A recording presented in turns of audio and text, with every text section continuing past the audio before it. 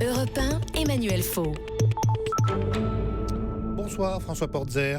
Bonsoir. 7 syndicats du secondaire sur 9 appellent à la grève demain. C'est bien sûr la réforme des collèges qui est visée. Vous présidez le SNALC, le syndicat national des lycées et des collèges, qui fera partie du mouvement. Alors avant d'entrer dans le détail, je voudrais qu'on écoute comme ça quelques voix de profs très diverses recueillies par Virginie Salmen. On a facilement 40% des élèves en très grande difficulté. Ces élèves-là, on n'a rien pour les raccrocher, quoi. Rien. Puisque si on fait plus redoubler, je ne vois pas comment on va faire pour rattraper leur niveau.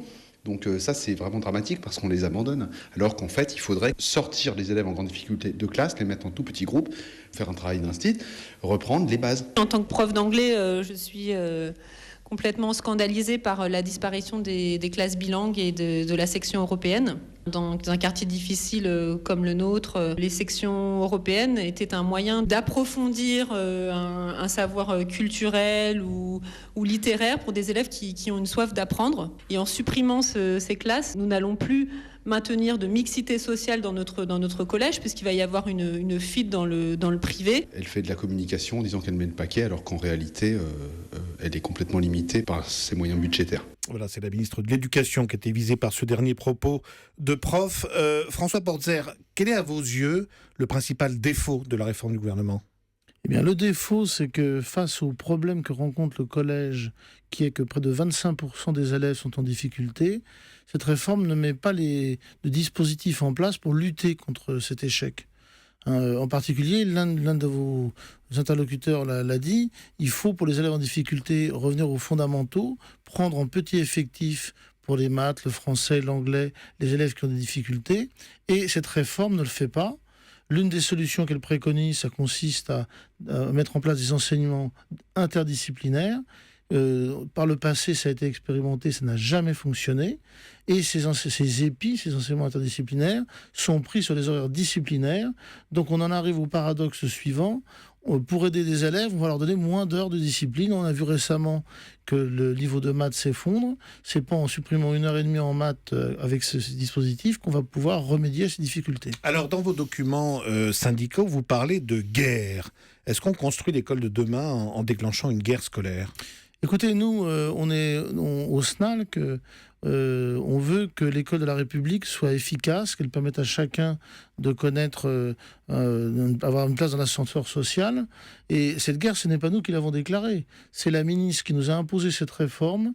Alors, pour reprendre le terminologie de guerre d'une blitzkrieg, une guerre éclair, puisqu'en un mois, il avait fallu étudier cette réforme et éventuellement la valider.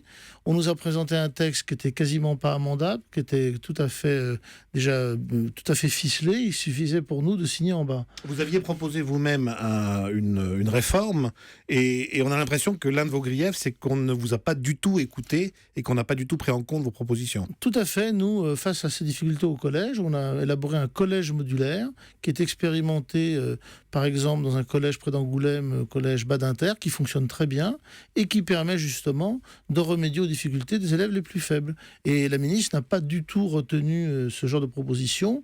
Elle retient des propositions anciennes qui sont toujours issues des mêmes milieux qui dirigent le ministère depuis des années et qui ont voué le collège à l'échec. Donc on nous ressort toujours les mêmes solutions qui ont démontré leur inefficacité totale. Alors François Portzer, si on parle de cette affaire de discipline, quand vous préconisez, comme d'autres d'ailleurs, un renforcement de l'enseignement des matières fondamentales, comme le français, les maths et l'anglais, cela suppose bien mathématiquement que l'on allège d'autres matières, et là en l'occurrence, ce qui est proposé, c'est que le latin et le grec soient allégés, moins présents que les matières principales. Non, dans notre projet, le projet que nous avons, simplement on prend les élèves qui ont le plus de difficultés en petits effectifs, avec des effectifs plus nombreux, pour les élèves qui ont moins de difficultés.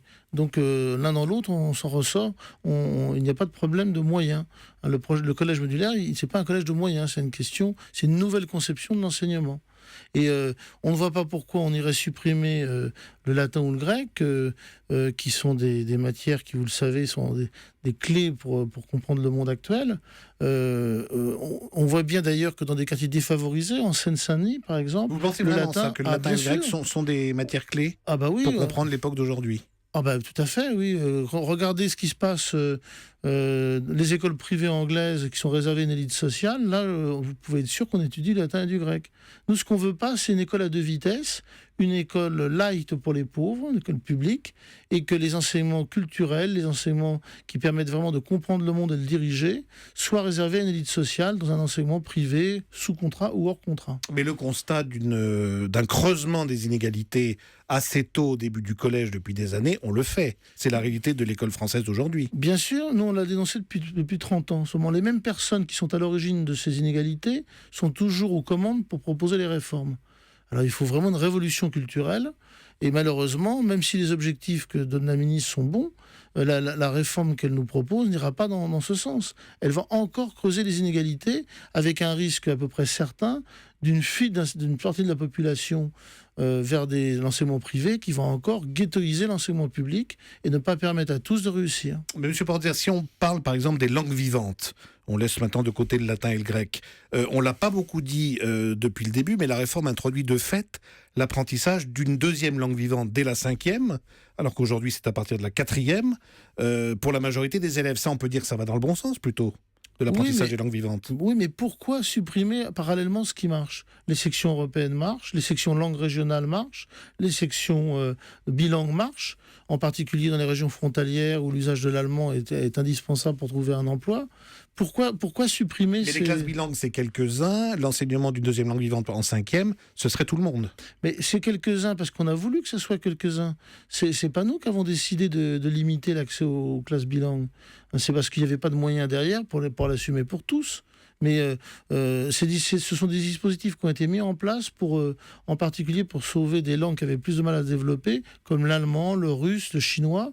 Ça a fait ses preuves, en particulier en allemand. Et supprimer ces dispositifs, c'est condamner un appauvrissement culturel où tout le monde fera anglais, espagnol, au détriment des langues régionales, au détriment des langues dites rares qui sont parlées par des milliers et des millions de personnes. On est à la mi-mai, les vacances d'été pointent déjà un peu le bout du nez. Mouvement de mobilisation demain, 19 mai. Qu'est-ce que vous espérez comme ampleur de mobilisation des profs pour cette journée de demain ? Nous, le SNALC, on est un syndicat qui appelle très rarement à la grève. Et donc, ça va être le cas demain. Et on entraîne avec nous des gens qui n'ont pas l'habitude de faire grève. De nombreux collègues m'ont dit que ça va être la première grève que je vais faire de ma carrière. Je pense que demain, en collège, la mobilisation va être importante, très importante. Et on espère que la ministre prenne conscience du fait qu'on ne peut pas imposer une réforme à la majorité des professeurs si ces derniers sont contre. Nous, ce qu'on demande, c'est leur retrait de la réforme et l'ouverture de vraies négociations pour une vraie réforme du collège qui permette à tous de réussir. S'il n'y a pas de retrait pur et simple, parce qu'on entend le gouvernement dire pour l'instant pas question du retrait, le soutien du Premier ministre est réaffirmé de jour en jour à cette réforme, est-ce que vous êtes prêt, comme d'autres syndicats, le SNES-FSU par exemple, le syndicat le plus puissant, à des négociations, à un dialogue sur une base, sur un cadre de début de discussion ? Alors, d'une part, nous sommes toujours prêts au dialogue, s'il y a de vraies discussions, si c'est pour aboutir à quelque chose. Mais nous, on est prêts aussi, si demain nous ne sommes pas entendus, à déposer un préavis de grève pour les journées durant lesquelles, 2 jours, auront lieu le brevet, de façon à ce que le brevet des collèges soit perturbé par une grève des professeurs. Merci beaucoup, François Portner, président du SNALC. Merci à vous d'être venu dans Europe Nuit.